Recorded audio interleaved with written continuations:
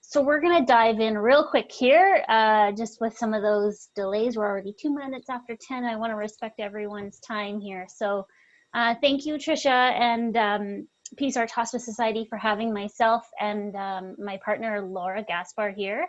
I know many of you were at our first session this time last week to sort of just talk about exactly what is advanced care planning. Sometimes it's helpful to clarify some of these definitions and things.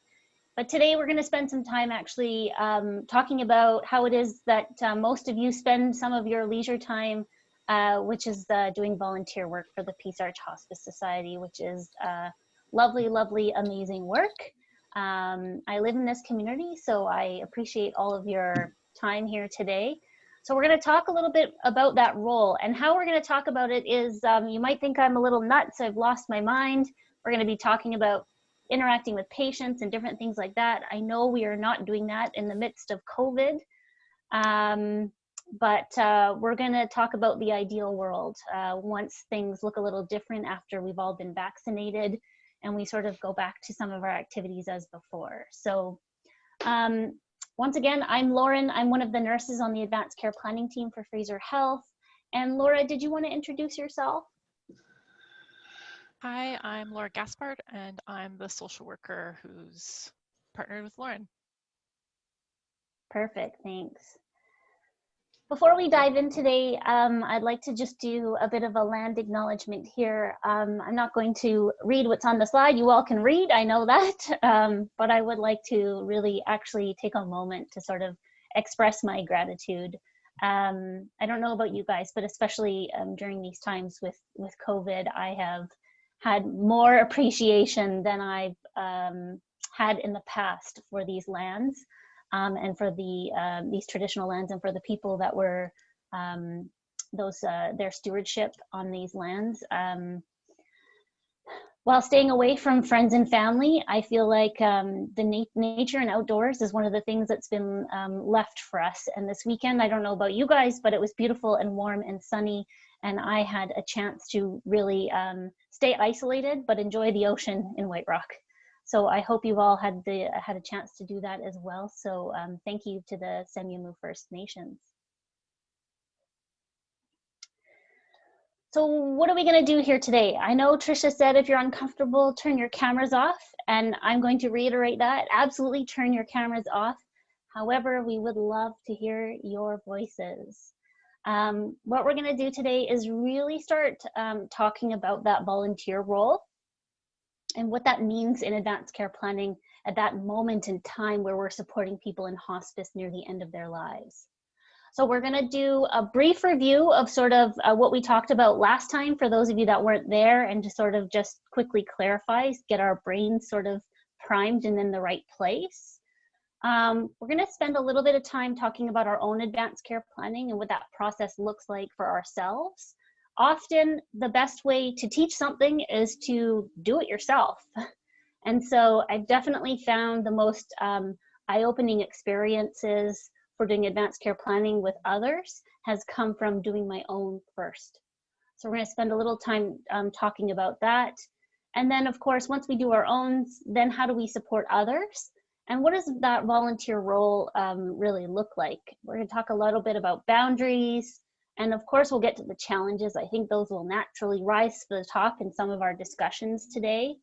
So be ready to unmute. We're going to go into some breakout rooms. We have some questions we want to brainstorm. We really want to hear your thoughts, because the last thing that Laura and I are here today to do is to tell you what is your role and how to do these things. Because I think you guys bring a wealth of experience to the table. Tricia was telling us about how many years some of you have been volunteers for Peace Arch Hospice, and I was blown away. So, and of course, as I muck around here. And so I really think that experience is really important to sort of deconstruct a little bit and discuss and walk through. And then we can build on that. We can talk about how Fraser Health can support you guys in these roles. So let's dive into a bit of a review to sort of talk about advanced care planning, because it is this lifelong sort of big process that we ask people to start engaging in when they're healthy adults. And so all of us on this call, we are healthy adults. Our advanced care planning is going to look a lot different than, say, when we're supporting somebody who may be at the end of their lives.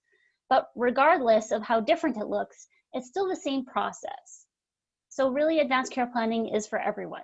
Doesn't matter how old you are. It doesn't matter your health status, whether you're completely healthy or you're near the end of our lives. We all have important things that we are living for each day. And those things should really help guide our decision making when a health crisis comes along, or we need to make choices about treatments or non-treatments, different things like that. As important as the death and dying conversation is, and I absolutely do not want to perpetuate any sort of cultural bad habits that we as a society have around talking about death and dying, advanced care planning is a little bit different because it's a conversation about living. It's really, what are you waking up for every day? What is it that is getting you through difficult times? And what is it that brings meaning and purpose and joy? And so the process of reflecting on these things and bringing them to our friends and family and different things like that really helps us when we are moving through our health journey. So again, process for everybody. Really want to help identify goals, preferences, different things like that, so that we can apply them to in the moment when we're experiencing a health issue.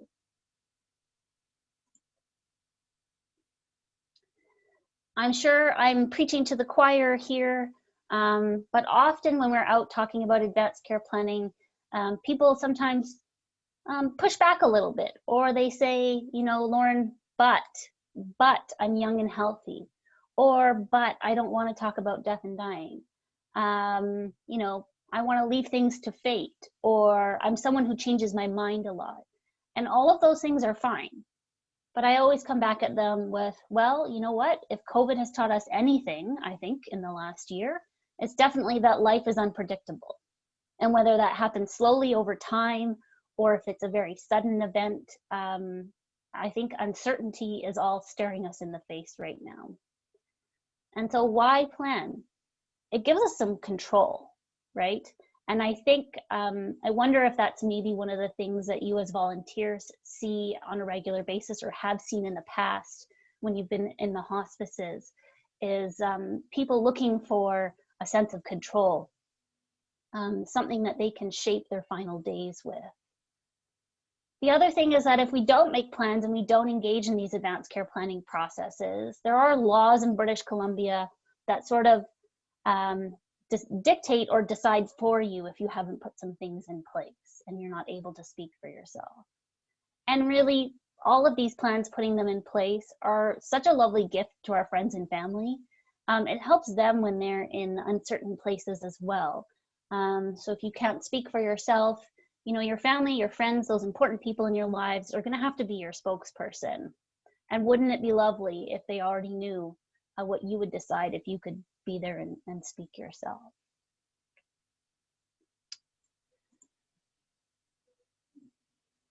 So Laura, do you want to dive into the 5 steps there? Sure, yeah. So we talked last week about the 5 steps. So thinking, learning, deciding, sharing, and recording. And Lauren had brought up the analogy, I believe last week, if I'm recalling correctly, about the circle there, the picture there, about being a pie, and you can kind of pick and choose where you want to sit, where it feels right for you when you're doing your own advanced care planning. Maybe you want to start with talking things out, or maybe you feel like you're more comfortable starting with learning, and that's okay because it's a circle. You can start wherever you want. The other thing I wanted to bring up is that we probably, like every single one of us on the call, likely has done an advanced care plan in the past without even realizing it. Whether it be thinking about it for yourself, whether there's, you know, a spouse or family member that you've done this with, or a friend. or even our pets. I know that it might seem a little bit out of left field, but just an example from my own life. I had a little dog for a number of years, and a few years ago, just doing a normal vet checkup, turned out she had a chronic disease that had popped up, some heart issues. And started talking with the vet about what that means, what that looks like. There was this back and forth conversation with the vet. And as I'm asking these questions, I start realizing that, oh, wait, a lot of these questions are what, fall under the learning section. So asking, what does the condition mean for the person, in this case, my dog's life? What can I expect from it? What are the treatment options? What might lead to the end of her life? What would look like that? How might her quality of life be impacted? And so here I am having these conversations with a vet, and in an area I wouldn't have expected advanced care planning to pop up whatsoever, and starting to piece things together in that learning section as me acting as that substitute decision maker for my pet. And then ultimately, as things progressed with her chronic illness, everything that was in the back of my mind was thinking, because obviously she can't speak, she was never able to speak, and tell me what quality of life meant for her and what was meaningful in her life. But I knew there were certain things that really brought her joy, as she was, as we were living together as, pet and owner. And so I was always thinking, okay, as things are progressing, what meaningful things does she still have in her life, right? And so making decisions when something changed and I was going to the vet again, thinking about those things that brought her meaning in her life and having that conversation with the vet around any healthcare decisions that needed to be made, and whether that was appropriate and matched what she would have liked in my mind. So not sure if that has been an experience for everyone else, but might be something to think about as well, that sometimes these conversations can pop up when we're least expecting it. So moving on. So all of us were multifaceted people here. We have, we'd like to say we have many hats that we like to wear, right? In our lives, we've got ourselves that we're looking after. We have maybe our own jobs and our hobbies, things like that. But we also are a member within our own families, right? So who we are as a family member is important to think about. And then with you guys being volunteers, you also wear that hat as a volunteer in the community. And so today, we're going to take a look at different pieces of how advanced care planning impacts these different personas and hats that we carry as individuals. So moving forward, we're going to start with the self, and we're going to have a discussion together to start off right off the bat, just as a larger group, and talk about the advanced care planning experiences that you guys have had going forward. So welcoming people to unmute themselves, or if they want to write anything in the chat box. We've got some questions here up for you guys, and opening it up to everyone about your own advanced care planning, whether it's something that you've done for yourself, or maybe something you've done with your family, or if there's anything that you've actually practiced since last week specifically. So hand over the floor to the rest of you.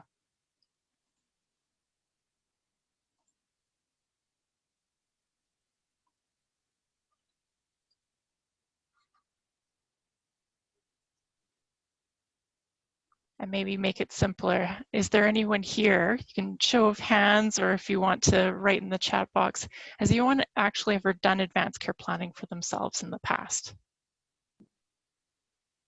I've started a process somewhat where I have, my health, in the event that I can't make any decisions that way. So I've made an appointment to someone to look after that, 2 people where they can look after my care that way.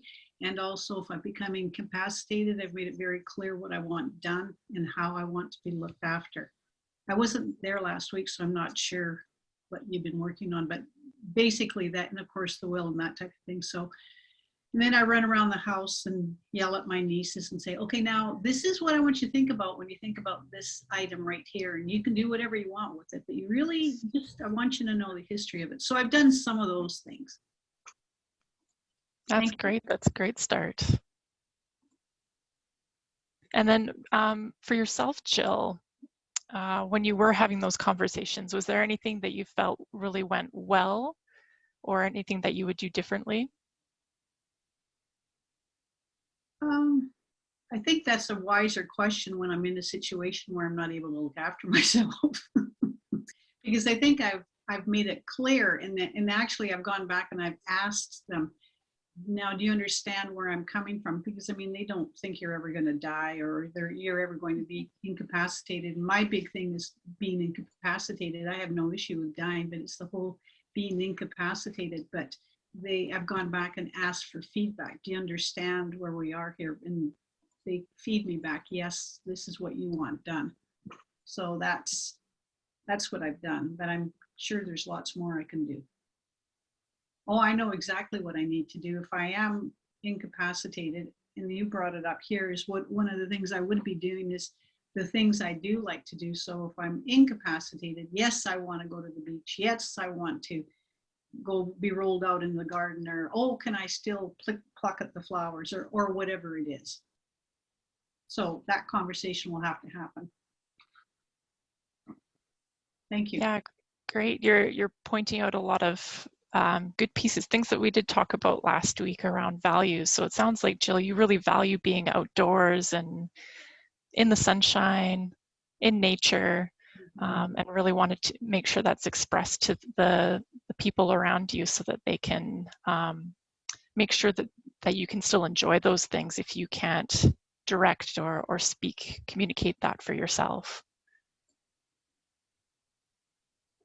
Laura, we've got Lauren, lots of lovely comments in the chat box there. Nancy was saying that she had a conversation with her husband and kids. You know what, often I find that's one of the easiest places to start. I know we talk about the 5 steps, and Laura mentioned, they sometimes look linear, but really it's this circle, and sometimes starting at talk is a really great place to start if you have an opener there. Shauna, you've got your hand up there. Did you want to share? Hi. Thank you so much for this. This has been wonderful. I'm kind of a brand new end-of-life doula, so I haven't actually done any volunteering for hospice because they aren't really receiving anybody new.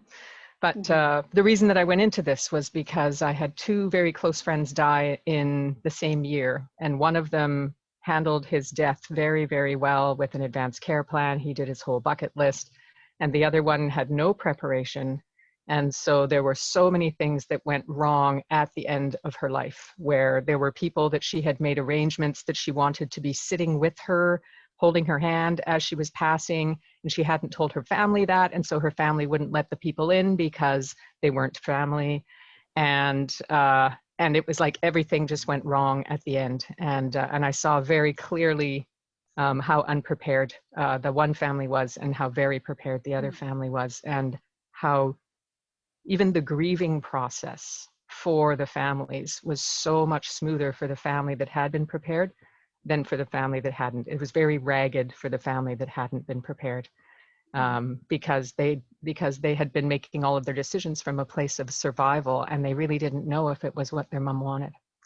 That's that. I haven't finished my own personally, but that has been my observation. So thank you.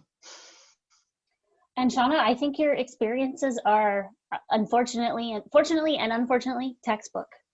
I mean, we know especially when you talked about outcomes there, we know that when people really engage in good advanced care planning, and families embrace it and they carry it out throughout the whole lifespan and then all the way at the end, that once that person is gone, that grief process is an entirely different process than without it. So, when we talk about it being a gift to family and friends, it's, the gift that keeps on giving after you're gone. Even people experience less anxiety, less depression, less sort of these conundrums that in that grieving experience. So thank you for sharing that. I can't think of a better example than watching two people go through that and seeing a direct comparison between having an advanced care plan and not having one. And also, of course, the end of life pieces as well, the will and all these other pieces. Lovely. Thank you for sharing. We've got some other great comments in the chat box here. Some people have done some legal documents. Kudos to you. Those are not always easy to do. So doing a Rep 9 and then having a chat with the kids. I'm intrigued by this death deck, this card deck. Is this like a deck of cards, a conversation game? Yeah, that was my comment. Yes, it's actually a game, and asks some pretty tough and kind of uncomfortable questions, but also just some fun questions. Yeah. And one of the questions was, when you pass away, what do you want to be wearing? And my son immediately knew that I wanted to be wearing a white nightie because that's what I always wear. So that was kind of sweet. Oh, that's lovely. And a card game is a great way to break the ice. Sometimes these conversations are hard to have. So what a creative way. If I could just jump in on that, Lauren. So next Monday, we will be going over Go Wish game. That is a free online game, as well as a card deck. And so we'll be looking at a few of those questions and seeing how the whole game works online. It's excellent if you have loved ones that are, abroad or, can't reach, especially during COVID, to share your wishes, your values. It's a really fluid way to play and assess your values, like putting them in the top tier, the middle tier, the bottom tier. And so we'll be doing that next Monday. And if you haven't let me know yet that you'd like to be on that call, you can send me an email. Thanks. That's good. That was a perfect place to put that, Trisha. Thank you so much. Yeah, the Go Wish game is another really great way to have conversations as well. Again, that icebreaker. So, Erica, thank you for joining us from Alberta. I know some of the language is a little bit different over there with personal directives and things. So when you hear Rep 9 and you're like, what the heck is that? One of the favors our lovely federal government has not done us is that some of our advanced care planning legal pieces are different from province to province. So thank you for commenting on that. I think that's something really important to note, especially when we all have family and friends probably spread out throughout the country. And yeah, some notes on uncomfortable conversations, and sort of Trisha bringing up values again. I really love that. Last week when we talked about values, we discussed some of the difficulties there are in sort of deconstructing our values and sort of doing those values clarification exercises. And so the Go Wish is a great way to do that. I hope you guys all have a lot of fun doing that on Monday. It's a great game.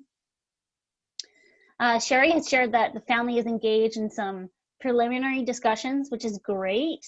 It doesn't have to be this 3-hour conversation where you share all your deepest, darkest secrets. Sometimes just a little opener is great. Mom's really open, willing to talk about her wishes and priorities. what a lovely gift to you. So, and yes, Alberta, same 5-step plan. So you'll see the 5 steps that Laura mentioned earlier, the think, learn, decide, talk, record. Those are the sort of the 5 steps nationally that Advanced Care Planning Canada supports. So you'll start to see those everywhere. That is the one consistency across the provinces. So, so thank you for that. More comments about experiences where when that communication doesn't take place at the end of life, it becomes a very tricky process. So Nancy was just sharing that when her mother died, they knew nothing about what she wanted and she refused to talk. And so it was very difficult. And yeah, so that's another ode to what Shauna was speaking about before, is how these plans can really make a difference for people. And the talking about the death and dying piece can be really difficult. And that's why things like the Go Wish or conversations that really focus around values are sometimes a little bit more effective. I was talking with Laura the other day about hiding vegetables in my son's food. My son is 6, so I like to grind up the carrots, grind up the zucchini, throw them in the brownie batter. And sometimes that's what we have to do with our conversations, is we have to be a little sneaky and ask our family questions that maybe aren't directly about death and dying, but asking them about what's important to them. You know, like that whole, if you won the lottery, how would you spend your money? How would you spend your time? What would you do? These things help get at values without focusing on the death and dying piece if it's really a rub for a lot of people. So thank you for everyone for their comments. Does anyone else want to share what that process was like for them doing their own advanced care planning or doing it with family? Any other shares? I know personally for me, the process has looked differently throughout my lifespan. When I was first introduced to advanced care planning, at the time I had just bought my first apartment. I had a boyfriend. I was childless. You guys, I was living the dream. And so advanced care planning looked really different to me at the time. I had different priorities. I had a different substitute decision maker at the time. You know, I had this boyfriend that I was newly dating, didn't necessarily want him to be my substitute decision maker. I had conversations with my parents. You know, fast forward 5 years, I married that boyfriend, and now he's my substitute decision maker because we've grown closer, hopefully, in marriage. And so now I have a different substitute decision maker. So I think revisiting these plans too is often an eye-opener for us about how our goals and our priorities change over our lifespan. So thank you to everyone who shared their stories. It's much easier to support somebody else when it's a process that you've been through yourself. Often I sat down with patients and sort of said, let's talk about advanced care planning. And they say, well, I don't need to do that. You know, I'm still pretty young. And then I share with them, well, I have an advanced care plan. And that usually helps people connect. It really creates a moment of connection where you can say, I've done this process and here's what I learned, and maybe it could benefit you. So I really appreciate you guys sharing all of those stories. Laura, do you want to segue us into sort of our next topic here? Sure. Yeah, because we were starting with the self, and as Lauren said, just practicing kind of with our own little bubbles here. But now we really want to explore that and see how that would work when we're putting on our volunteer hat and working directly with people who aren't in our normal bubble, you know, who aren't part of our family, who we don't necessarily know super intimately. So what Lauren and I have put together here for you guys is small group discussions. So what we're going to do with you guys, we're going to start off by reviewing the questions, and we'll have different slides for this going forward. Then we're going to put you guys into some breakout rooms. And what we'd like you guys to do is to discuss the question that we'll put on the screen. You might need to, when we have it popped up, if you're able to take a picture of it or write it down, just because I don't think any of that information transfers into the breakout rooms. But anyway, you can capture what the question is and then discuss that question in the small group. Maybe take some notes and brainstorm how those questions would impact you as a volunteer. And then, so we'll have you guys in those rooms together for about 8 minutes, and then we'll pull you guys back into the larger group, and then we'll have a larger group discussion for 4 or 5 minutes, just kind of discussing what kind of came up for you guys for each question, and to see what type of learning can be brought up from there. Because in the end, you guys are the experts, you guys are the volunteers, you know what you're doing. So if anything, we want to learn from you. So does that make sense for anyone? Does anybody have any questions before we dive in? Laura, I'm wondering if we just pause here because we've got a question in the chat box, and I'm wondering if maybe we can just help address it for Jade and everyone else on the line before we dive into our small group discussions. Sure, good idea. I don't want to lose that question. And so Jane, you bring up a really great question that we are no stranger to. It's often brought up when we do public presentations. And so Jane says in the chat box here, how does the MAID program intersect with advanced care planning? It's a big question, Jane. So basically, some of the interactions with MAID and advanced care planning is sort of at the legislative side, so the legalities. But the other piece is around values. And since we just talked about values, I'm wondering if maybe that's where we start with MAID. So often there's a bit of a misconception with MAID out in the public that people believe that medical assistance in dying is sort of synonymous with advanced care planning. Now, as we just talked about, advanced care planning is really about identifying values and things like that so that you're ready to make treatment decisions in the moment. So when a crisis hits, you're prepared, you know yourself well, you know what matters to you, and you start to ask different questions based on the outcome of the treatment that's being offered to you. Now, when we throw MAID into the mix of advanced care planning, MAID for some people is definitely a value. People value their right to choose. They value, sort of decisions around suffering and when suffering is no longer acceptable to them. And so for some people, MAID is absolutely a value, and for others, it's not.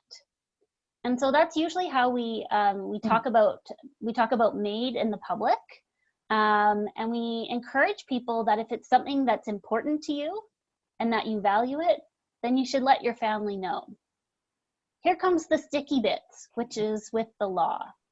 So I don't know how many of you have been keeping up with the news. The bill C7 has been recently passed, and they've made some changes to the legislation. One of the hopeful changes that they were going after was they were hopeful that people could write advanced care plans and request in advance for MAID on an advance directive. Unfortunately, or fortunately or unfortunately, however you feel about the subject, I'm not going to pass comment on that, but the government decided not to allow that piece. And so when people are asking about advanced care planning and an advance directive becomes a part of their advanced care plan, an advance directive is a legal document where you can accept or refuse specific medical treatments. Often people are worried about their mental state as they continue to get sicker, and they want to be able to ensure that they still have access to MAID as their cognitive status changes. So again, unfortunately, you cannot write an advance directive as of yet in British Columbia to request MAID ahead of time. However, they did make a few changes to C7. So Laura, do you want to talk about some of the advanced requests with MAID? Sorry, I'm not sure what you mean. So for MAID now, they have adjusted some of the time periods in the new bill in C7. So that I guess what the worry was, the dementia community was really upset. They're worried that they will lose capacity before they have a chance to choose MAID. And so they have changed some of the timelines around requesting MAID and the process for doing that to allow a little bit more accessibility to those who may be cognitively impaired. It doesn't go as far as you're able to write an advanced directive. So a lot of this stuff is really wrapped up in legislation and changes at government levels and things like that. I'm just wondering, I'm gonna stop talking now and leave some space here for some questions or comments.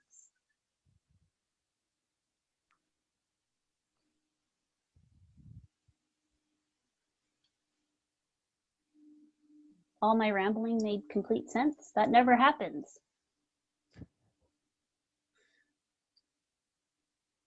You know, I think if MAID is important to somebody, I think the better question to ask is, why is it important to you? If a family member came to me and said, you know, I really believe in MAID and it's something that's really, really important to me, and we're talking about advanced care planning, so I want you to know that, my response would be, tell me more. Tell me more about why MAID is important to you. And really start to deconstruct that MAID conversation down to values. Often when people are talking about MAID and it being an importance to them, it's because they really, really believe, have some strong feelings and beliefs around suffering. And I think actually that's the better conversation to have, right? Is talking about, you know, I just find suffering really unacceptable, or I'd be really, really worried if I was in a lot of pain. I would never want to experience that. So the MAID conversation is a great window to talking about values. And even if MAID is not a value for you, I would encourage you to see it as an opportunity to have more discussion and more conversation. Because I think we all have different values and different things that are important to us that we bring to the table. And we're going to talk a little bit towards the end, a little bit about around judgment and different things like that. Values are neither right nor wrong, right? They're just different. And that goes for family and friends. We may not acknowledge and believe in the same things, but I think it's our duty to honor those things that are important to the people that we love. Any comments around medical assistance in dying? Jane says, thanks, Lauren. I asked primarily because my mother-in-law is a healthy 92-year-old, but says, if I have a stroke or incapacitated, just give me the needle. I love your mother-in-law. You know, and people often make statements like that. You know, if I'm ever a vegetable, just pull the plug. Statements like that, again, I see as windows of opportunity, because honestly, no one can just pull the plug. We have laws that we have to follow and different policies and procedures and things like that. And so again, my response is always, tell me more about that. What do you mean by that? And have a conversation around that. Because unfortunately, Jane, if your mother-in-law has a stroke or is incapacitated, you cannot request MAID on her behalf. And she should know that. Again, for the sake of planning and moving forward with making plans. So thank you for bringing that up, Jane. I have so many people that say that, you know, and it's complicated because she lives in Ontario. Yes, do you see what I'm saying about all these provinces? Wouldn't it just be lovely if we had one federal legislation? Somebody needs to phone Justin Trudeau, get him on track here. Yes, it is complicated. Could I just make a comment then? So it seems to me that in the backs of people's minds, this whole idea of whether to live or die, you know, through MAID is pretty big and pretty important. Yeah. So it almost sounds like we can't really go there. So what kind of assurances, or how can we make people comfortable about suffering and about the fact that they're incapacitated, or about the fact that they've lost their mobility, or what, I mean, all these things that we all dread in old age, when they want to zero in, and I understandably so, on something that will relieve that permanently, like MAID. So it's hard to know where to go with that as far as this advanced care planning thing is concerned. And thank you for bringing that up again. It sounds like her concerns are around suffering and sort of adjusting to changes in your health, which is difficult for any of us, because when we experience loss of mobility or increasing symptoms, worsening pain, what we are all experiencing is grief and loss. We're grieving the loss of our previous lives. We're grieving the loss of our mobility. We're grieving the loss of our youth. And when there's a lot of fear around developing symptoms and things like that. And that's where the healthcare system, and, you know, I can't speak for every health authority and things like that, but the federal government about 2 years ago gave some of the health authorities in British Columbia extra funding with regards to palliative care. Because when we talk about suffering and worrying about symptoms, experiencing symptoms and things like that, what we need is really good palliative care. And these systems really do need to be beefed up, because if you ask me personally, they're not good enough. And this is where Erica's made a comment in the chat box here, where private services are really starting to try to fill that gap for people. And that's where the end of life doula program is really trying to help bridge that gap for patients. That said, the healthcare system needs to do better. We need to do better. Does that help answer that? I mean, these questions, these conversations, Jane, are difficult, right? Because you feel like you want to provide a solution or an answer to your mother-in-law's fears. And I would say you're setting the bar too high for yourself there. May I add a little bit as well? Absolutely. In that when we come across these questions in hospice, rarely are they direct questions. They're often kind of circumvented, or they use kinds of slang about the needle. And sometimes they can really throw you off guard, because you're not expecting someone in the kitchen to say, I won't be here next week. And, but if people are asking, when people start talking about MAID to us, whether it's a patient or a family member, we always want to sort out, are you asking specifically about medical assistance in dying? Do you need more information on this? Because if you do, I will refer you to one of my team members who has the authority, and this is a big thing, has the authority to give you that information. So as a volunteer, you're seen as a professional, but you do not have the legal authority to give any information about MAID. So if that patient gives you permission to pass on that information, then you would pass it on to the nurse in charge, and you would not write in the volunteer binder, we talked about MAID. That would be breaking confidentiality. You could write something like, we talked about end of life issues, so it's kind of cloaked. But you could also, like Lauren's saying, you want to be there for that deeper conversation of what's bringing you to want to talk about MAID. And I can be a great sounding board for that. But I cannot offer any of my opinions, and I cannot give you any information. That's really helpful. Thank you, Tricia. That's really helpful.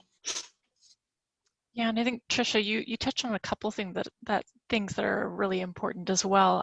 One being teamwork, right? Like you guys as volunteers, you know, sometimes maybe it will feel like you've got all this pressure on your shoulders, especially when we're talking about you guys doing advanced care planning with the people that you're working for, but you're part of a bigger team. And so you can use the nurses, or if there's a social worker on site, you know, you can go into Trisha. You've got all of these other team members that you can go to for support and for help.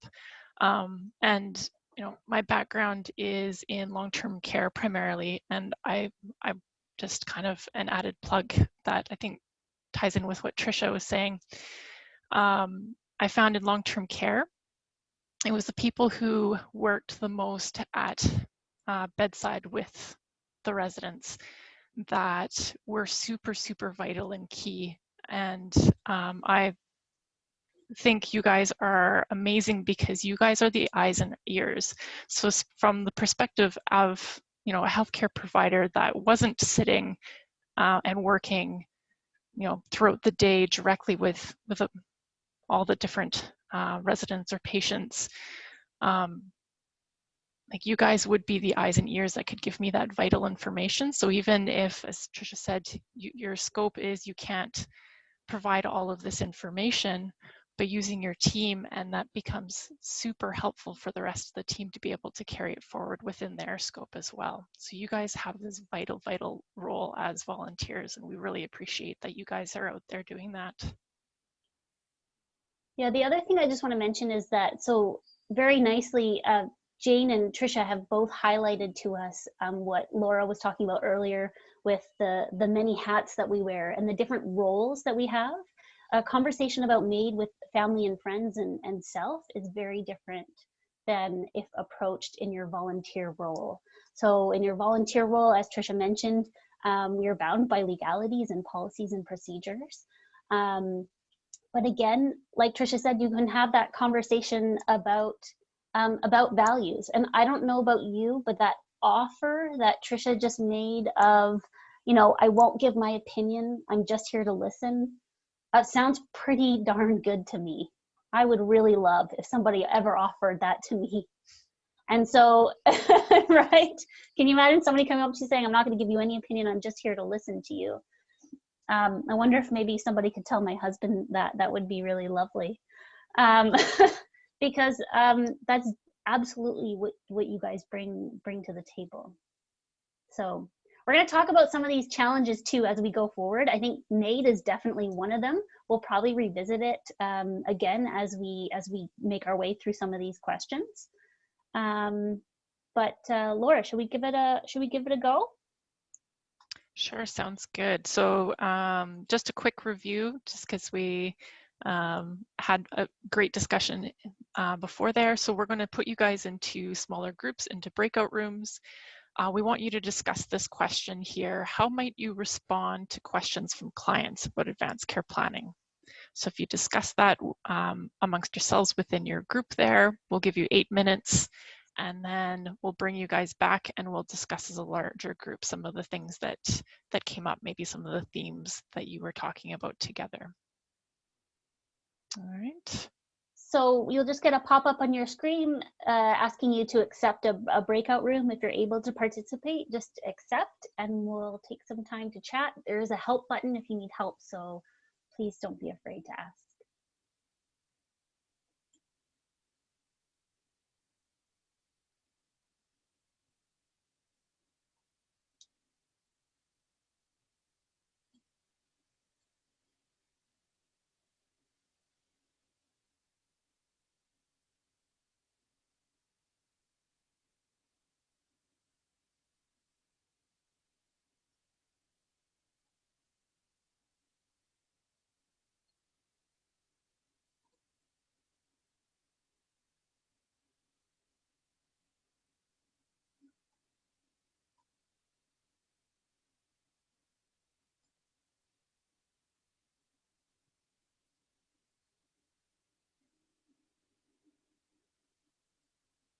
Trisha, is administrator, is that your Zoom login? I do have who administrator Not sure. Okay. is. Yeah. Okay. I was just wondering if that was you. Yeah. Okay.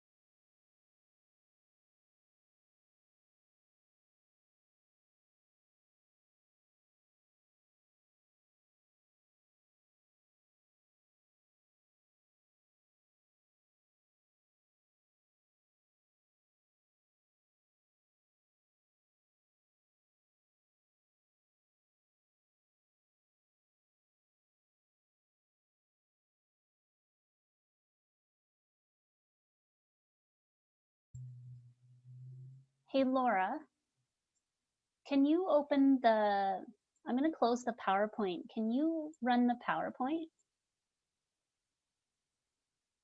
Just because every time if somebody asks for help and I go into the breakout room, it kicks me out of the PowerPoint. Is that all right with you? Okay.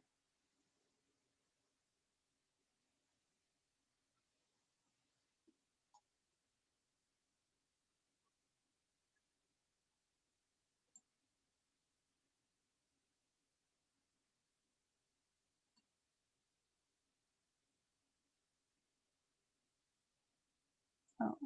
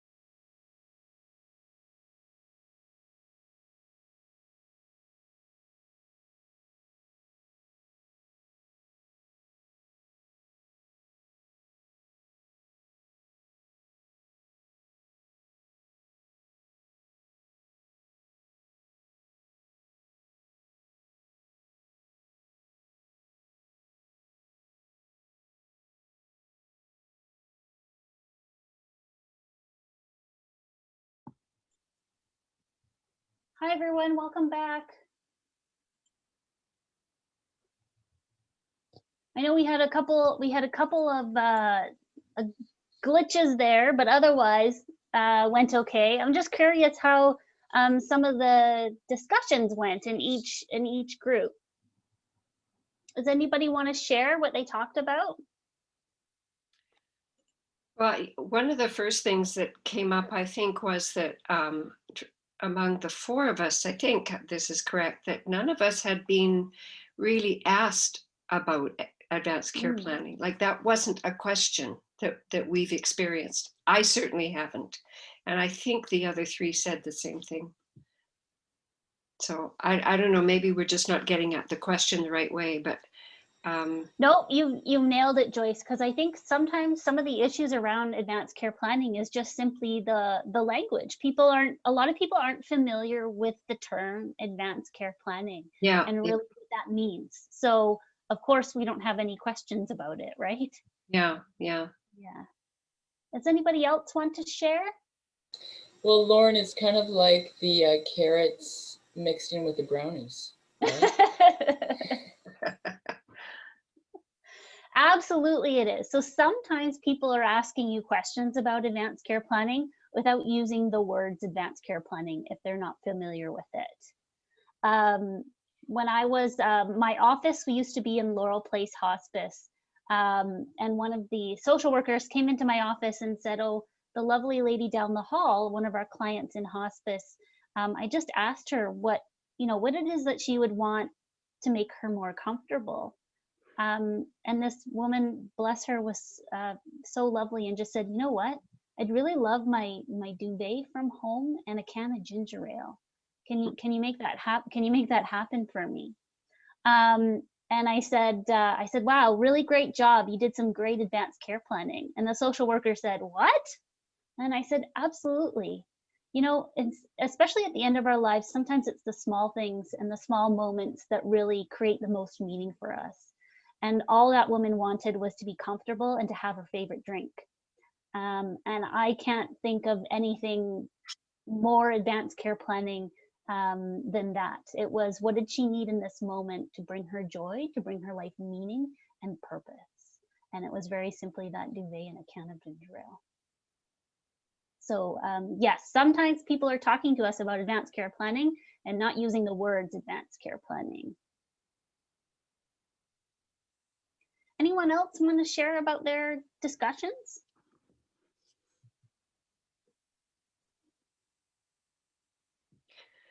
Can I just want to ask. Yeah. I've always had it in my head because frankly, I don't know a lot about advanced care planning. I know something, but my impression of it is that it's something that people do before they go into hospice, well before. And so I look at hospice and think, well, that's something they would have done earlier. So, and I guess what you're saying is that you can do it anytime. Absolutely. So yes to both of those things. I would, like you, Joyce, I would hope that it's something that they've done before they've arrived at hospice, but it's also something that happens in the moment. And as things change, our priorities change too. And so people's wishes or requests for, Shauna shared earlier that this client wanted a family member to hold her hand in her last moments. That's advanced care planning, knowing that my health is going to change. I'm going to experience the actively dying phase. And what I want in that moment is to be holding such and such's hand. That's planning in advance for our care, even if it's only 24 hours in advance. So absolutely, you're right about both things. Okay, thank you. Yeah.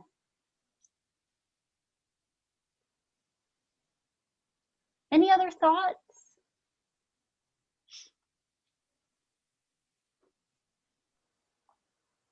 I think sometimes when I have talked to people about advanced care planning, they think that I mean funeral arrangements, No. or that that I mean I don't know, all sorts of really giant things, not just the or if they think I mean maid, it's like, no, oh, no, that's not what I'm talking about. I don't know anything. No. But you know what I'm saying? They think about the big things. And sometimes advanced care planning, like you say, it could be ginger ale, or in my case, tea. Absolutely. Often, I think a lot of our responses to clients when we're in these volunteer roles might be a response of clarification. And so sometimes, we get these questions or concerns about, they think they're talking about funeral planning or something like that. And so some of our role might just be clarifying and just saying, no, I'm just curious, how do you spend your time? What do you do for fun? What brings you joy? Share those things in conversation. And that helps with advanced care planning. So yes, Holly, sometimes we are just clarifying constantly, aren't we?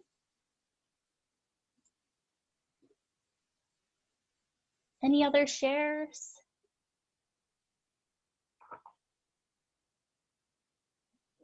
No?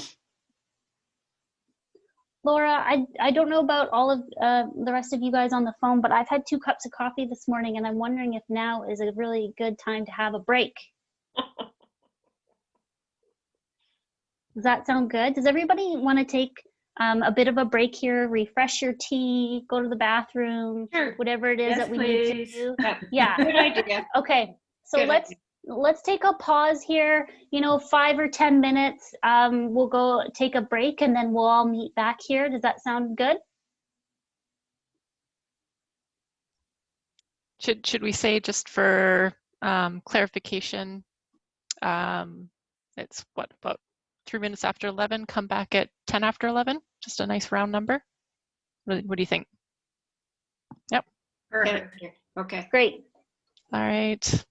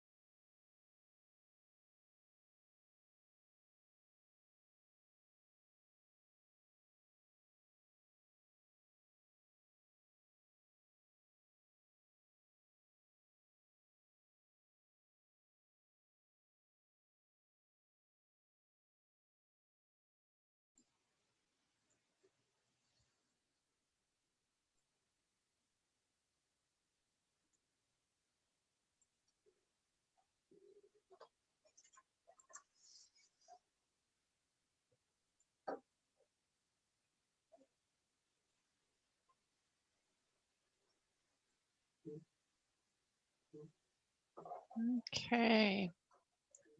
We're at 11:11.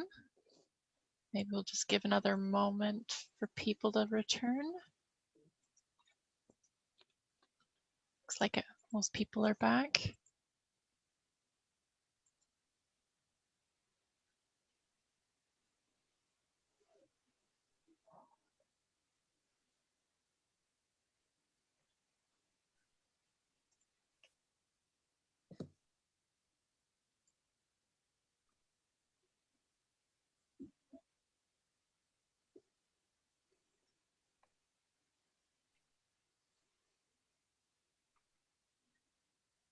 Okay. So why don't we get started on question number 2.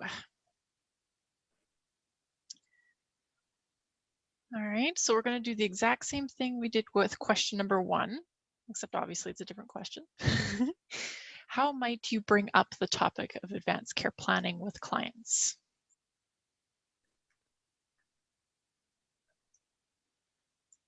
So, Lauren, we've got the breakout rooms ready. Yeah, I just did a little bit of shuffling. Okay, great. So, yep, you all should get a pop-up asking you to join a breakout room. If you get into your room and you find you're the only one there, just let us know. There's some people that are at the session that are not able to participate. So let me know if you're stuck in a room by yourself and I will come rescue you.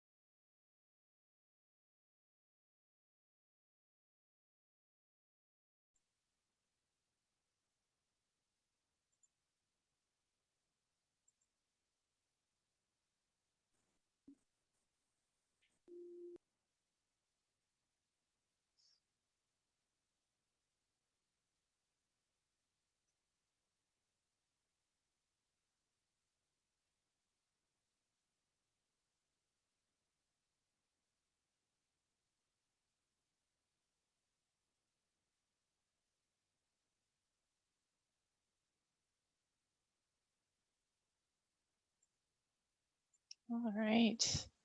Welcome back, everyone. How was that discussion for you? Would someone like to volunteer and share what rich discussion you had?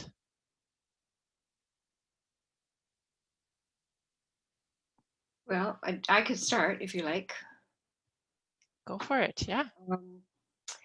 I think, first of all, there was some discomfort expressed about the whole idea of discussing advanced care planning as a volunteer in the limited capacity that we have, and all our training, which has to do with listening. And I don't know. There was some discomfort around that. The first thing I said was that I wouldn't say anything about, would you like to talk about advanced care planning now? It just sounds so formal and so big, and so, let's do a whole seminar on advanced care planning. It just, sounded so big. So Liz mentioned about maybe just saying something much more informal, like, how are you today? And do you have any concerns? Anything you want to express, anything you need,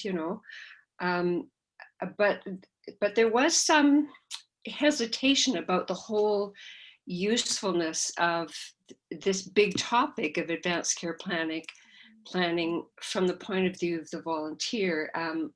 We're seeing ourselves more as maybe coordinators who are referring people to other resources. Maybe it might be the family, or it might be a counselor or whatever, but sort of taking in what they're talking about and then seeing what other resources we can bring to bear. I don't know. We almost wondered if there's a trick question. No, it sounds like you've had a great discussion, right? Because as we've talked about before, these conversations can be really uncomfortable. So it's totally understandable that there would be that hesitation and discomfort. Yeah, you're talking about being a coordinator, definitely being part of your role. The other piece, which I think I kind of heard a little bit about, is focusing on the needs of the person in the moment. Right? Mm-hmm. Mm-hmm. So the question being, how would you bring up, maybe taking out, maybe the scary term is advanced care planning for this particular setting. How would you bring up the topic of life for the person? Joyce, does that change how the sentence comes across for you? I don't know how to do that. I mean, I really don't. I mean, it's such a big question. And on our little visits in and out, it's kind of hard to get into something this big and this important in a short time, say a 15 or 20-minute visit. Even if you stay there for an hour, which is unusual, at least in my experience, how much, I don't know, Laura. I don't know where I'm at with this. I really don't. And that's fair. Yeah, it does take some practice. One of the things that we pass on to other healthcare providers who are also learning and struggling to figure out how to bring this stuff up is, part of it is getting to know the person, but if just asking one question, right? What brings you joy? Lauren had mentioned a couple things as well earlier. Just focusing on, that one question that might take only 5 or 10 minutes as being one thing. When you're saying there's a lot of discomfort there, what else kind of comes up for you? What does that discomfort feel like? Are you asking me?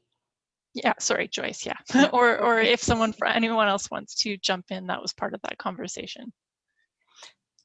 I don't know, I just got the impression from our group of being very careful as to what our role is here. And like, what is our role? and how much do we delve into this particular aspect of what's going on? I don't, there was, there's certainly some hesitancy expressed in our group about that.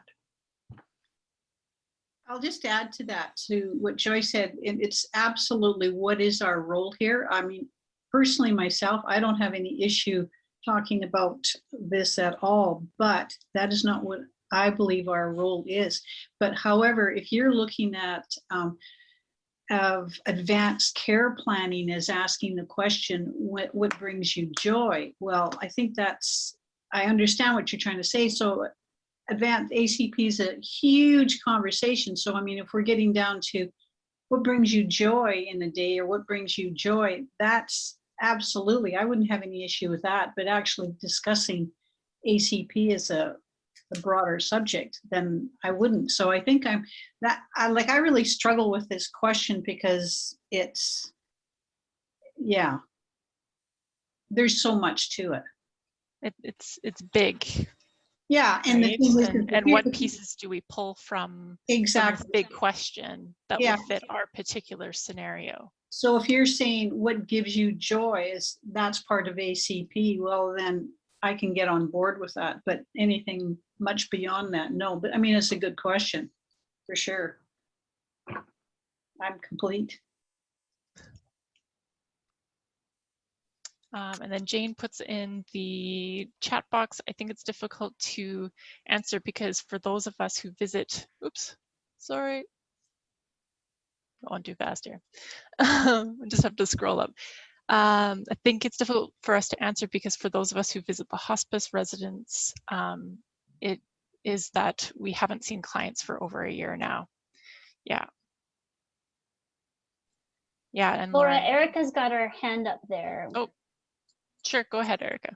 So for us, we kind of talked about some of us wait for somebody else to bring it up. And somebody else mentioned, have you talked to family about what you may want? And for me, just because I'm kind of new to this, my thing is can I practice with you? Like, can I practice? Well, I'm starting with my parents because this is going to be part of my work that I do in elder care. So that's kind of how I'm starting. But when you were talking about life. So I just wrote it down really quick. How would you like to live your best life? Like, I don't know if that's a possible good leading question. And I'm going to try that out with both of my parents. And I also said that I love Lauren's nuggets that she's given us and I hope that I can keep those in there because they're just so wonderful. Those little pieces that are kind of skirting around the whole advanced care planning, but just to get started, I guess. So, and I think that's the key because like a lot to talk about it's not a comfortable topic for everybody to talk about. So, and it's even me just starting. I mean, having the conversation as I went through my own with my husband, and my kids were kind of popping in and out and asking questions, but I think that was really good. I was grateful that they were, sitting around, puttering around, doing things to have that conversation. So it wasn't I don't know, it was a serious thing, but it just was a little more not so stressed and structured, I guess. Yeah, and that's great. You bring up, there's a lot of great things you've brought up there, and as well as talking about practicing, right? Because these conversations aren't easy. It does take a lot of practice, and practicing with your family is a great start.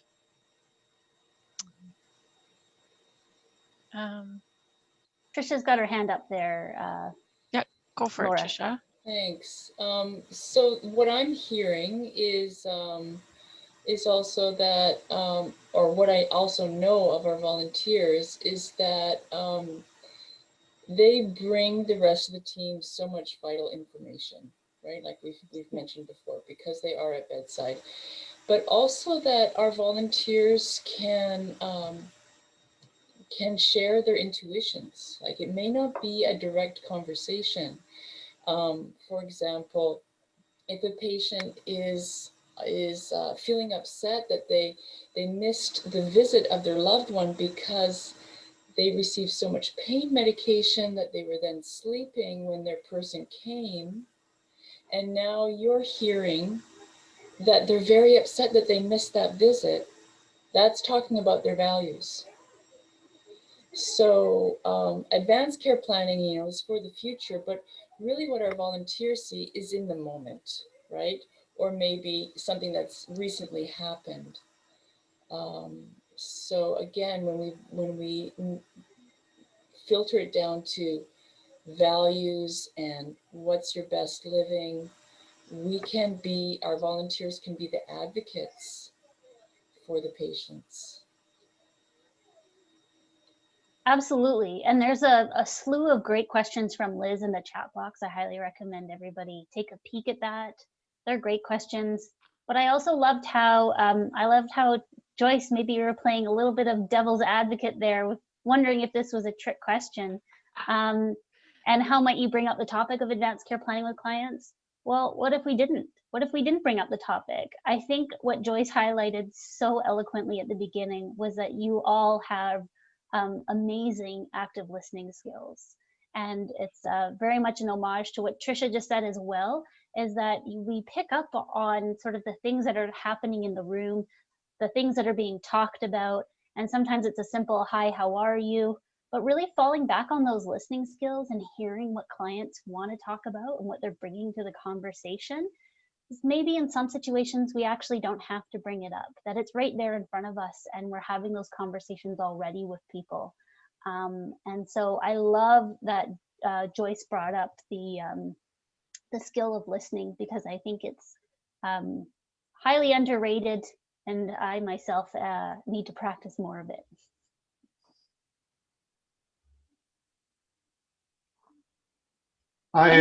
Comments? Well, oh, no, it's Keith. I just have a little difficulty, and I always, we often hear the term empathy. If I'm in the hospice and I have a 2 or 3 week lifespan, I have medication in me, and a volunteer, as kind and nice as they are, kind of wiggled in and brought up this subject through a small conversation about, have you done any advanced care planning, and said it properly and all that. I think as a person laying there as a patient, I'd say, huh, what? And to me, this type of question would be very important. As you know, us volunteers often meet all the visitors, oftentimes in the kitchen or wherever. But with the visitors, his relatives and his sons and daughters and wife, this might be a really good question that I would bring up. Have you discussed that? Because we often get in quite a good conversation with the visitors. And this would be that's where I would bring up this subject. I'm just not sure it's the right thing to do to bring up to the patient, because to me, with the patient, when I leave the patient's room, I want them to think, wow, there's a half an hour of my time that they actually forgot where they were and just had a nice conversation, a pleasant conversation. So my bringing up this question would be with the visitors.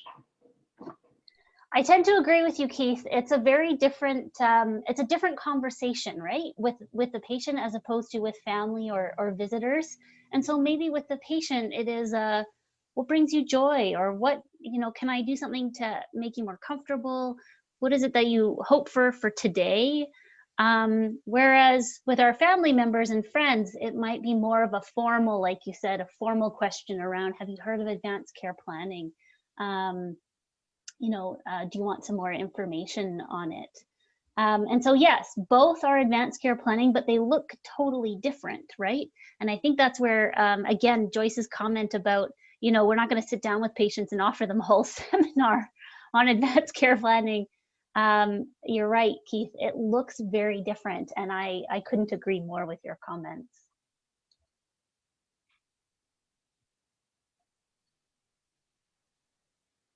Any other comments before we move forward?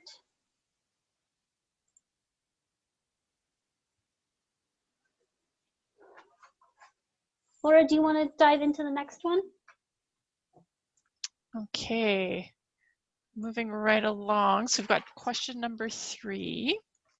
So we'll, again, same thing, going into the breakout rooms.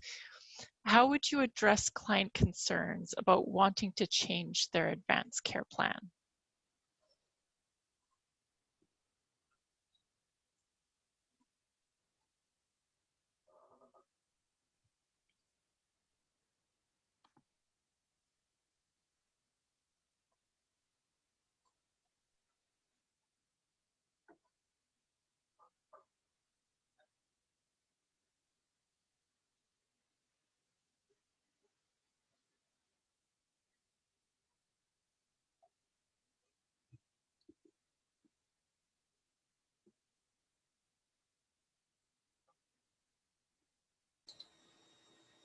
Lauren, I have a question. Yeah. I wonder how advanced care planning, quality of life, you know, we do the quality of death review. And I don't know if the volunteers at PSARCH are aware of that. I know that when I was a volunteer at Surrey Hospice Society, I did get a kind of workshop on that and what the 5 domains were. But I wonder if we might also look at, for their perspective, like advanced care planning and living by one's values relates to their quality of dying. Yeah, absolutely. Yeah, yeah. Do you want to bring that up as a discussion with the group? Sure. We'll just sort of field how many. I haven't brought it up with the volunteers since I've been on staff. I was just on staff, I think, 4 months before COVID hit. So,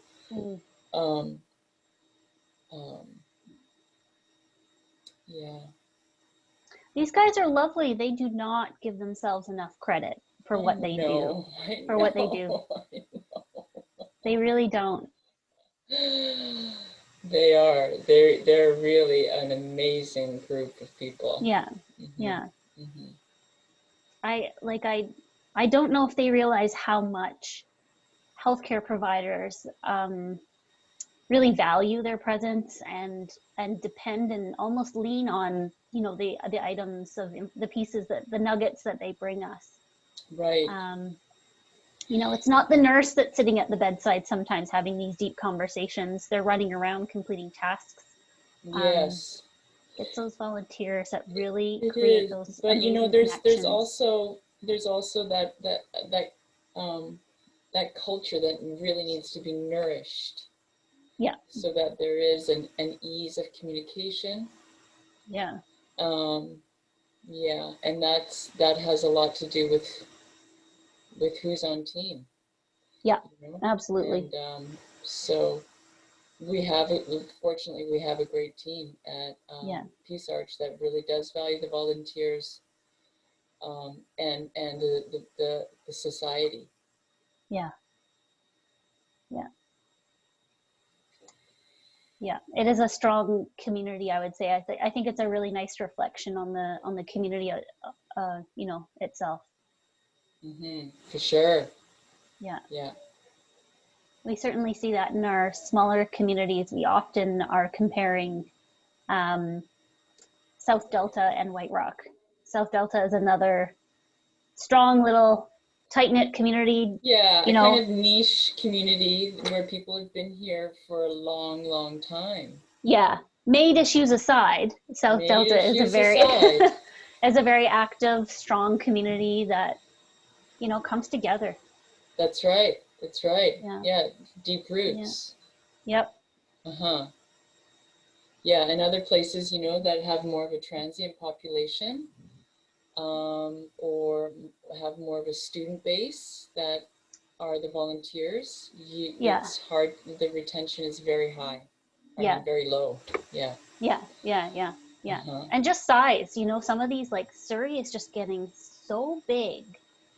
Right. It's really hard to really foster, you know, a culture of volunteerism and community. There needs to be branches or various societies, I think, in Surrey, and yeah, that's a whole other conversation. Mm-hmm. Mm-hmm. Yeah. Okay. But otherwise, it's really great. I love these questions because they're really taking the lid off and exploring. Mm-hmm. Yeah. And it also, I think that this workshop and these you know, naming advanced care planning as such gives the volunteers more sense of authority in their role. Right, that's another piece, is that just like you said, valuing what they do, but also knowing that they have an authority to step into that authority as a listener. Yeah.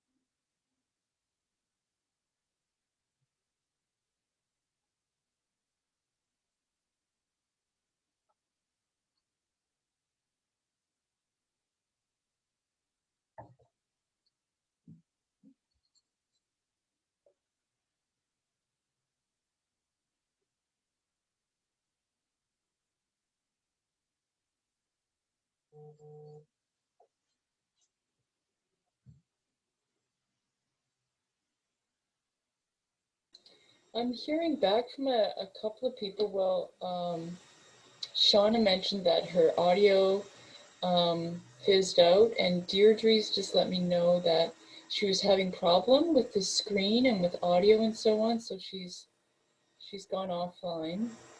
But also, I heard on the news today that Rogers is offline, and Rogers is down today. Yeah. And so is Fido, and so I wonder if there's something going on. Yeah.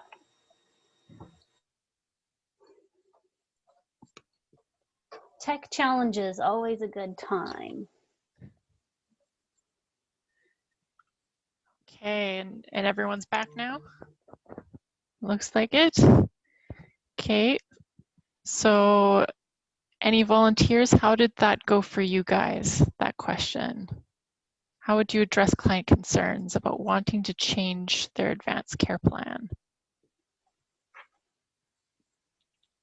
My group volunteered me on this answer. Don't you love it when you're being voluntold to do something? Yeah, voluntold, because I saw this answer. And well, first I want to thank you all for this opportunity and this class that we're on right now. But you know, when these questions have made me kind of cranky.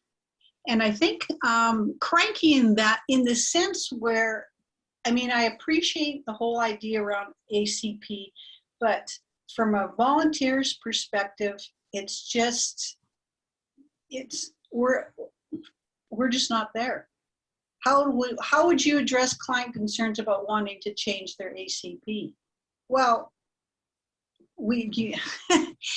number one, the likelihood of that even happening is probably fairly remote. And if it did, I mean, it's ultimately going to go to someone who really can help the person.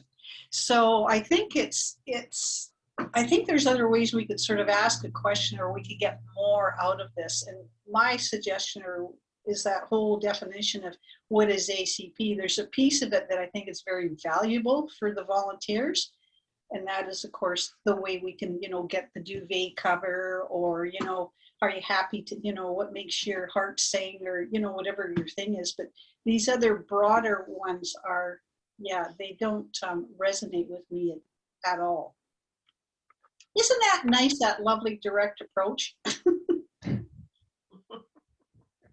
Oh, and thank you very much for your feedback. Because I think, just as you said, you guys do have a very pivotal role when it comes to that quality of life piece, right? So what maybe I'm hearing is that when Lauren and I are talking about advanced care planning, it's too big and broad, and we need to narrow down the piece of advanced care planning that we should be focusing on for you guys specifically, because there's pieces of it that are very relevant for you guys. Right. But there's also something else I think I heard you say, unless I'm making this up, and I apologize if I am. But it sounds like you talked about, yeah, you're focused more on that quality of life in the moment, and it's not necessarily your role about actually changing the advanced care plan.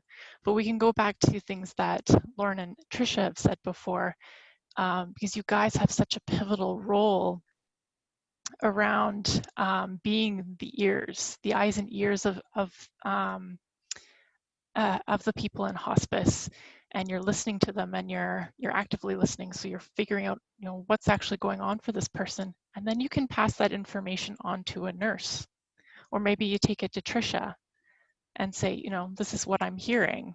You know, how can we move forward with this? So no, absolutely, and I appreciate that for sure. And so, I think one of the things about this is that, and we all agreed about this, that it's really good to get this background. Both of you have given us good information, and I appreciate knowing about advanced care planning. So to have that as a kind of a workshop, so to add to our repertoire of stuff that we know, because we do get a lot of training here off and on, you know, over the years while we volunteer here. But I think what we're saying is that a direct application of advanced care planning to us as volunteers it's more a background thing, and it would be more helpful for us to know what to do. At your phrase, Laura, in the moment, that's what's important. In the moment, what can we do? And if we can't do anything, or if we're just listening and we're hearing something, what can we pass on to those who need to know? Because our role is really limited, in my view. You know, I mean, I think it's important, but it's limited, and we need to know what the parameters are.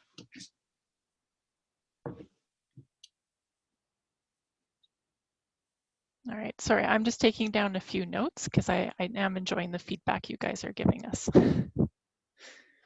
I don't know, Lauren, do you want to jump in with anything?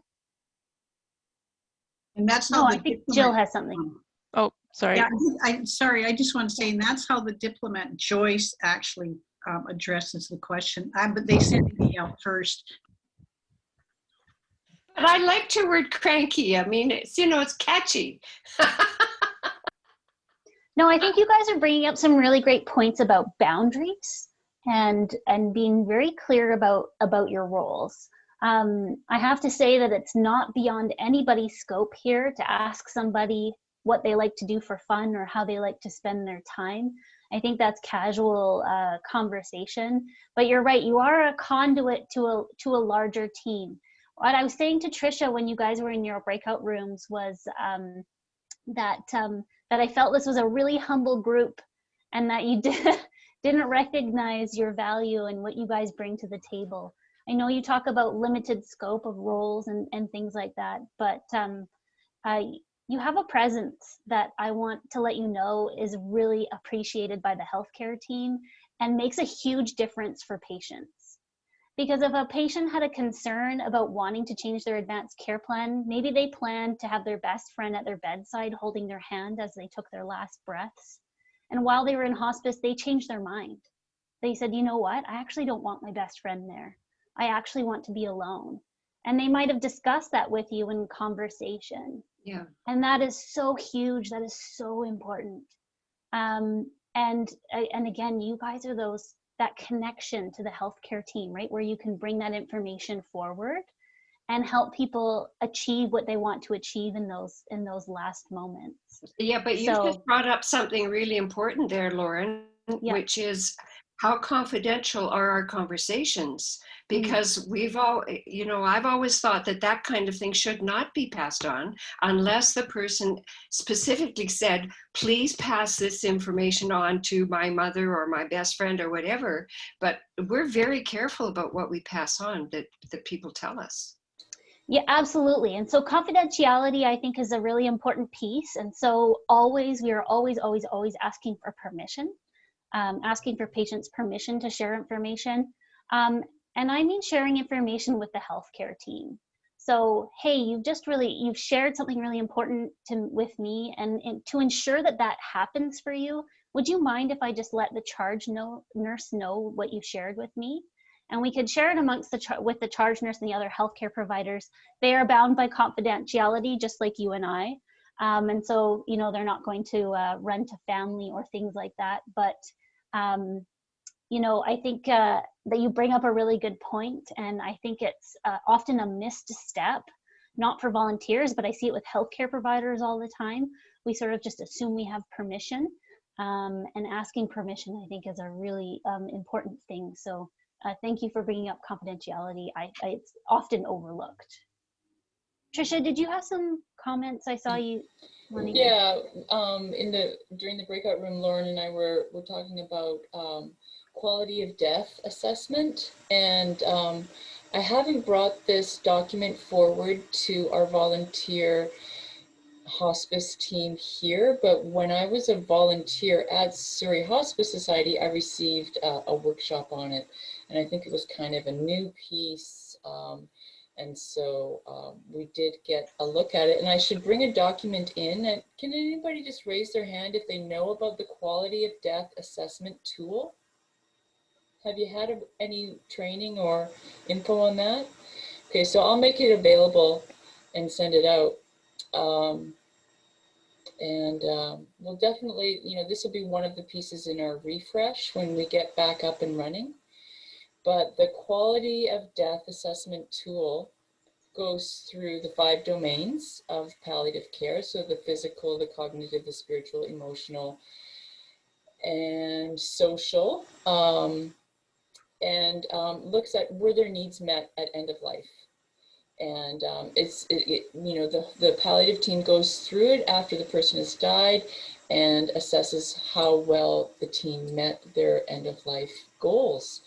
And so it occurred to me that advanced care planning really, when it's lived to that person's values, relates to their quality of dying, right? Our values in living are our values in dying. So as hospice volunteers, that may also be a key piece for you in how do I put advanced care planning into perspective to the work that I do? Well, it will make a big difference in that person's quality of dying, if their quality of living. Does that make sense, Joyce and others? Yep.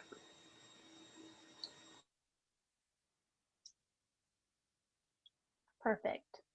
So in our final few minutes here, I'm just wanted to mention a couple of things, because I think what Jill and Joyce brought up so well there is, what are the challenges? There's challenges and barriers as we move forward in these roles. For sure, I think they naturally, and we were hopeful that they would naturally surface in some of those questions, because those questions, you ladies were absolutely right. We put you on the hot seat there. We gave you some challenging ones to really mull over. And so those challenges really did float up. And so I just wanted to mention a couple of them. And I'm gonna start with the obvious, because sometimes I know, sorry Keith, but we as women, we tend to take the first challenge here and we put it as last. So I want to encourage and remind everybody about the importance of self-care. Obvious, I know, but hugely impactful on our practice. Anytime we're having any kinds of conversations with patients in hospice or family members. Keith, this means you also need to look after yourself. I'm just putting you on the spot there. But self-care is so, so important. I know if I'm not looking after myself, that is really difficult to look after others and to be present in my work. It's definitely impactful, and I'm sure we've all had challenges with this in the past. I think we've mentioned too, it's been brought up, how difficult it can be to get at this sort of values clarification. If I walked up to some stranger on the street and said, what are your values?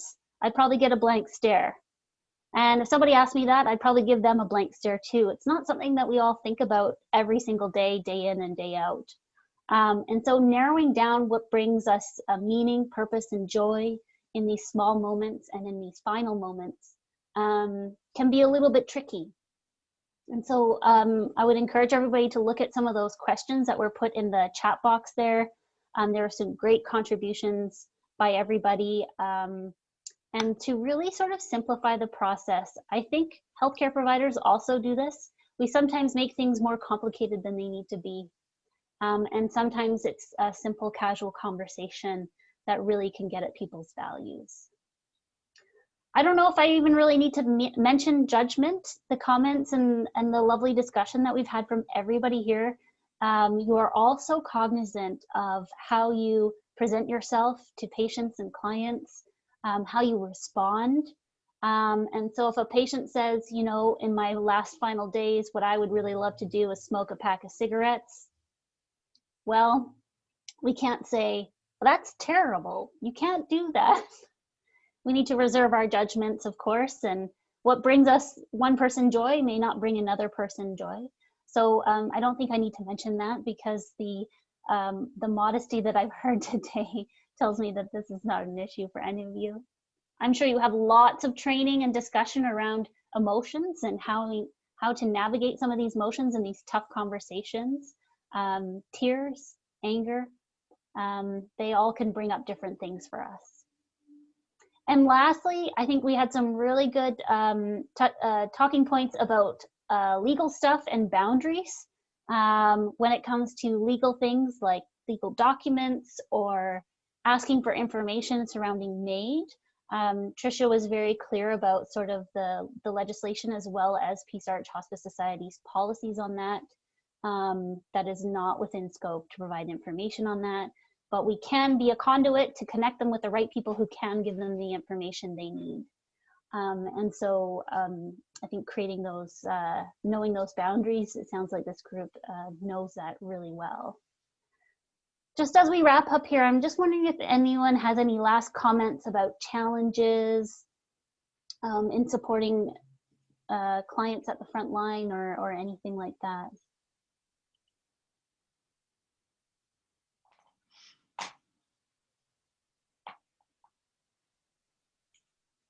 No. So Laura's going to throw up our contact information on the screen here, I think. Is that what's next, Laura? Is our contact information there? Yes, there it is. So Laura and I eat, sleep, and breathe advanced care planning at all times for our work life and in our personal lives. And inevitably, questions and concerns come up. Fraser Health is very lucky. We have a 1-800 number that both healthcare providers can call and the general public. So if anybody has any questions, call the 1-800 number, leave us a voicemail, and we're happy to get back to you. Or we have an email if you prefer to email us. We're a resource here for all the community members, everybody in the Fraser Health region. So we thank you for inviting us into your space. And personally, for myself, I just want to say that I am a member of the White Rock community, and I can't tell you how proud I am to hear about your work and knowing what you guys have been doing over at Peace Arch. I love this community, and thank you for your service. Thank you very much too. That was really, really good, very informative, and I appreciate your taking all that time for me. Thank you very much. Thank you. Thank you. Yeah, Thanks, big everyone. thank you to Lauren and Laura. And thank you to all the volunteers for stepping forward and being present and showing up for this webinar. Thank Thank you. Thanks, everyone. Nice to see you. Mhm.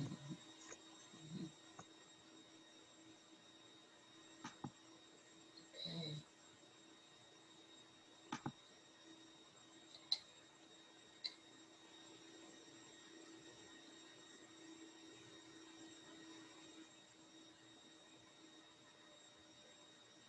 So Tricia, good luck with your Go Hey. Wish game. That Yeah, sounds thank really you. fun. Yeah. I'd love to hear how it goes. Mm-hmm. It sounds like a great way to follow up and kind of wrap everything up. Mm-hmm. Yeah, it is really good. Yeah. If any questions or concerns pop up, if you want to chat, let us know. Oh, that's a great idea. Yes. Mm-hmm. Well, and I will save that last slide to offer folks as a place to follow up. And yeah, we've got folks that are interested in this as a recording, so I'll just turn off the recording now.